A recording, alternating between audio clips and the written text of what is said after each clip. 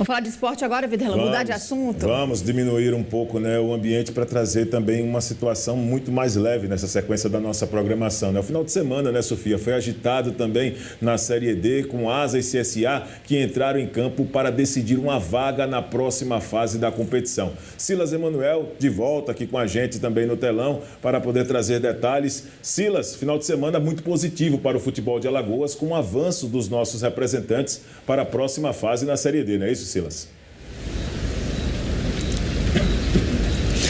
Exatamente, Viderlan. Foi o fim de semana dos sonhos para a CSA e Asa na Série D do Campeonato Brasileiro. E por que dos sonhos? Porque se a gente pegar o recorte, por exemplo, vamos começar primeiro falando do Asa, porque se a gente levar em consideração o recorte do Asa na Série D, o time só tinha vencido um jogo fora de casa. E nem foi tão longe de casa assim.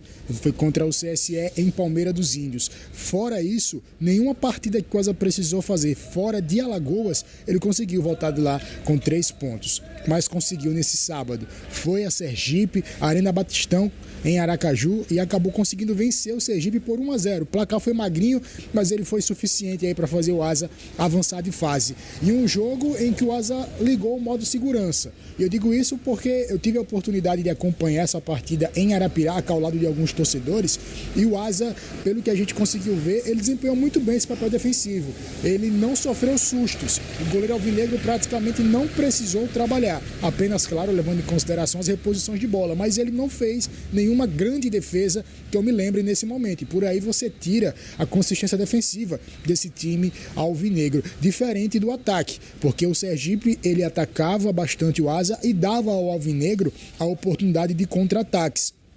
E em alguns desses contra-ataques, o torcedor conseguiu ver o seu principal artilheiro da temporada, o Alex Bruno, servido de garçom. Nessa partida ele não foi fominha, em algumas vezes ele serviu a seus companheiros de equipe. E em um desses serviços, onde ele acabou fazendo um cruzamento rasteiro, né, servindo de garçom, ele acabou achando o Vinícius sozinho na área, no segundo poste. Ele só teve o trabalho de escorar para o fundo das redes, Asa 1-0 ainda no primeiro tempo, e a partir daí o que se viu foi um Asa ainda mais reativo, um Asa muito bem postado defensivamente, sofreu em alguns momentos na base do abafa, levando em consideração que o Sergipe jogava em casa diante do seu torcedor, fez uma promoção de ingressos, onde ele baixou o preço do ingresso para ter uma maior carga de público na Arena Batistão. O torcedor comprou parcialmente essa ideia, levando em consideração que chove muito nessa região nordeste, então a chuva também acabou atrasando e evitando alguma ida de torcedores à arena, mas o que se viu realmente foi um Asa muito consistente defensivamente e que agora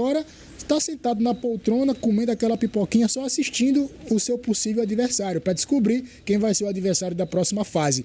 Isso porque ele ainda não o conhece. Vai sair hoje do confronto entre Democrata, de Governador Valadares, e Viena, de Mato Grosso do Sul. Ou seja, quem vencer esse jogo será o adversário do Asa na próxima fase da Série D do Campeonato Brasileiro. E só lembrando que essas duas equipes fizeram campanha superior ao Asa, ou seja, estão melhores colocados. Numa eventual situação de próxima fase, o Asa vai decidir mais uma vez essa vaga fora de Arapiraca, mas levando em consideração esse retrospecto positivo de que conseguiu espantar essa zica de jogar longe de Arapiraca e vencer, tudo indica que pode fazer um grande jogo, seja no Mato Grosso do Sul, seja em Minas Gerais. O outro adversário, inclusive o outro alagoano, melhor dizendo, que jogou nesse final de semana e jogou muito bem, foi o CSA. Recebeu no estádio Rei Pelé a equipe do Lagarto de Sergipe para um público relativamente bom, levando em consideração também que foi um sábado chuvoso. Pouco mais de 6 mil pessoas estiveram no estádio Rei Pelé para uma renda de mais de R$110 mil. No final das contas acabou sendo algo positivo, levando em consideração que muitos torcedores puderam acompanhar esse jogo de casa, no conforto do seu lar, na tela da TV Gazeta, uma transmissão que aconteceu na verdade, em parceria com o portal Metrópolis, e o que se viu foi um CSA avassalador nos dois tempos.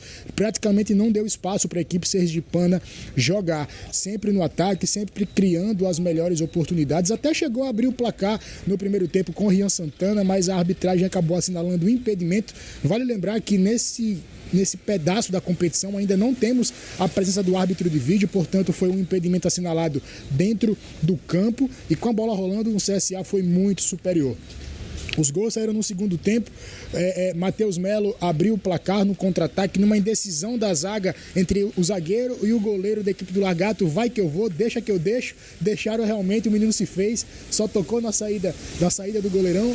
1-0 CSA, e o segundo gol foi do seu artilheiro, Rian Santana, né? Chegou a 10 gols aí vestindo a camisa azulina. Então realmente é uma campanha muito sólida que faz o CSA, que diferente do Asa, ele já conhece o seu adversário, viu? O CSA vai jogar contra o Betim de Minas Gerais nessa próxima fase da Série D do Campeonato Brasileiro, por ter feito melhor campanha. Jogo de ida no interior mineiro ou na região metropolitana, levando em consideração que Betim é uma cidade não muito distante ali de BH, e o jogo de volta aqui em Maceió. Ainda não tem data para esses confrontos, a CBF ainda vai confirmar os jogos tanto de ida como de volta, mas o que se sabe é que Asa e CSA estão aí garantidos na próxima fase da Série D, a terceira fase, né, o segundo mata-mata da competição. Vale lembrar que para conseguir o acesso precisa passar por 4. Garantiu esses 4 mata-matas e conseguiu classificar. A Série C é logo ali, pessoal. Claro que os maiores detalhes, inclusive análises táticas com os nossos comentaristas aí no estúdio, Marlon Araújo e o Leonardo Freire, aí vão comandar essa jornada esportiva na tela da TV Gazeta, no Bom Dia Alagoas. Então é isso, viu, pessoal? Foi isso que aconteceu no jogo do CSA contra o Lagarto e do Sergipe contra o Asa. Nesse torneio, né, entre Alagoas e Sergipe, nessa Copa Alagipe, Alagoas levou a melhor e 2 classificados à próxima fase da Série D do Campeonato Brasileiro. Com vocês. É isso, Silas. Muito obrigado pelas suas informações. Aí, bons ventos para o futebol de Alagoas em avançar para a próxima fase da Série D do Campeonato Brasileiro. E daqui a pouco, né, Sofia, com o Silas aqui, vamos trazer mais novidades. E no estúdio também, com as informações do esporte, vamos trazer também daqui a pouco notícias do CRB.